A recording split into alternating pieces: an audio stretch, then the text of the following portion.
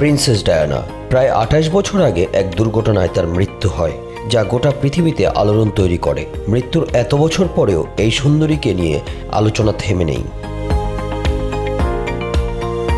লন্ডনের একটি হাসপাতাল খনন করতে গিয়ে এই প্রিন্সেসের টাইম ক্যাপসুল বের করা হয়েছে এবং সেটি খোলা হয়েছে, আর সেখানেই পাওয়া গিয়েছে নতুন কিছু তথ্য, যা নিয়ে ফের আলোচনা শুরু হয়েছে। এই টাইম ক্যাপসুল ছিল একটি ছোট্ট বাক্স। ওয়েলসের প্রিন্সেস এবং লন্ডনের Great Ormond Street Hospital for Children's GOSH সভাপতি হিসেবে প্রয়াত প্রিন্সেস ডায়ানা এই বাক্স পুঁতে রেখেছিলেন।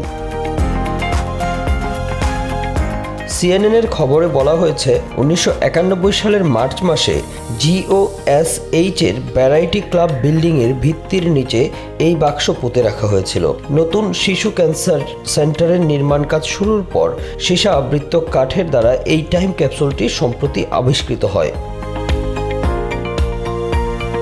বাক্সের ভেতরে যা পাওয়া গেছে তা ছিল 90 দশকের শুরুর দিকে জীবনযাপনের এক দারুণ ঝলক। GOSH এক বিজ্ঞপ্তিতে জানায়, 1991 সালে যারা জন্মেছিলেন বা তখন সেখানে কর্মরত ছিলেন তাদের সাহায্যে বাক্সটি খোলা হয়। এর মধ্যে পাওয়া গেছে হাতের মুঠো আকারের একটি ছোট টেলিভিশন, কাইলি মিনোগোর একটি CD আর কিছু গাছের বীজ। প্রতিবেদনে বলা হয়েছে, জনপ্রিয় শিশুদের টেলিভিশন শো ব্লু পিটার এর একটি প্রতিযোগিতা জয়ী দুই শিশু সিলভিয়া ফোলকস এবং ডেভিড ওয়াটসন ক্যাপসুলের ভেতরে রাখার জন্য জিনিসগুলো বেছে নিয়েছিল। ওই দুই শিশু রেখেছিল কাইলি মিনোগোর রিদম অব লাভ CD, একটি ইউরোপীয় পাসপোর্ট, পুনর্ব্যবহারযোগ্য কাগজ, একটি ছোট্ট টিভি, যুক্তরাজ্যের কিছু কয়েন, একটি স্নোফেজ হলোগ্রাম, কিউ গার্ডেন্সের গাছের বীজ আর সৌরচালিত ক্যালকুলেটর। এছাড়াও এই বাক্সে ছিল ফলস ও ওয়াটসনের লেখা চিঠি, দ্য টাইমস পত্রিকার একটি কপি আর ডায়ানার একটি ছবি। দশকের পর দশক মাটির নিচে থাকার পরও যে অধিকাংশ জিনিস অক্ষত ছিল। অনেক জিনিস এখনও ভালো আছে, যা ভিন্ন প্রযুক্তিগত যুগের স্মৃতি জাগায়। আর্কাইভের কর্মীরা জানান, কয়েকটি জিনিস পানিতে ভিজে সামান্য ক্ষতিগ্রস্ত হয়েছে। শিশু হেমাটোলজি, অনকোলজি এবং বোন মেরো ট্রান্সপ্ল্যান্ট ইউনিটের ক্লিনিক্যাল ফেলো হিসেবে কাজ করা রচনা রেডকার টাইম ক্যাপসুল তুলতে সাহায্য করেছিলেন। তিনি বলেছিলেন, এই আয়োজনের অংশ হতে পারাটা দারুণ ছিল। আমি 6 মাস আগে মাত্র GOSH-এ যোগ দিয়েছি। টাইম ক্যাপসুল তুলতে সাহায্য করতে পেরে আমি ভীষণ উত্তেজিত ছিলাম।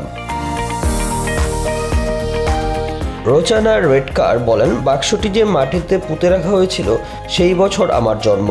রচনা নতুন ক্যান্সার সেন্টারে কাজ করবেন বলে জানান। Senior health play specialist Janet Holmes 1991 সালে GOSH-এ কাজ করতেন। তিনি বলেছেন, পকেট টিভিটা দেখে অনেক স্মৃতি ফিরে এলো। আমি আমার স্বামীর জন্য একটি টিভি কিনেছিলাম, যাতে তিনি সারা দেশে কোচ চালানোর জন্য বিরতির সময় টিভি দেখতে পারেন। তখন এগুলো খুব দামি ছিল। GOSH-এর স্পেস অ্যান্ড প্লেসের নির্বাহী পরিচালক জেসন ডাওসন ক্যাপসুল খোলা ও তোলার কাজ তত্ত্বাবধান করেন। তিনি বলেন, এটা বেশ আবেগঘন ঘটনা ছিল। এটি যেন আগের প্রজন্মের রেখে যাওয়া স্মৃতির সঙ্গে সরাসরি সংযোগ তৈরি করে দিল।